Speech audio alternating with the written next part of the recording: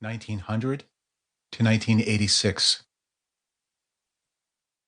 Chiyune Sugihara was born in Japan. His father, a physician, wanted Chiyune to follow in his footsteps. Chiyune had other plans. At age 19, he received a foreign ministry scholarship and traveled to China to learn Russian and German. During this time, he was baptized into the Russian Orthodox Church. In 1939, Chiyune and his wife, Yukiko, moved to the capital of Lithuania to take up his post as vice consul at the Japanese embassy. They had barely settled in when the Nazi army invaded Poland.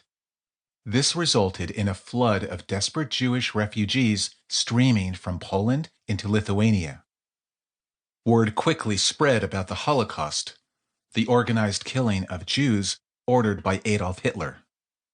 Sugihara signed thousands of exit visas permitting Jewish refugees to flee to Japan, even though Tokyo officials had forbidden him to do so. Sugihara told his wife, "I may have to disobey my government, but if I do not, I will be disobeying God."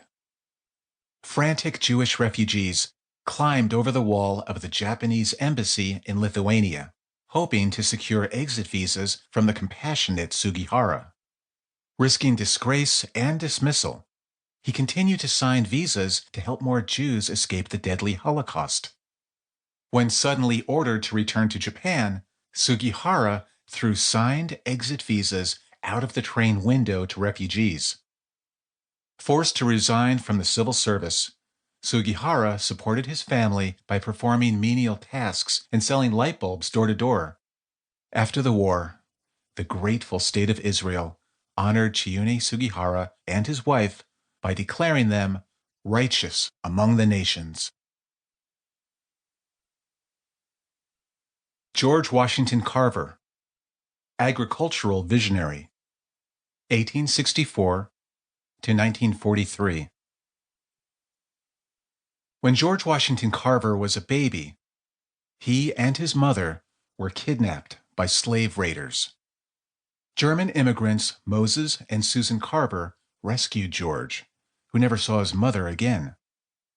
Mrs. Carver taught George to read the Bible, and he did so every day for the rest of his life. In high school, George loved botany, chemistry, and art. He applied to a Kansas college and was accepted, but the dean withdrew the acceptance after discovering George was African American.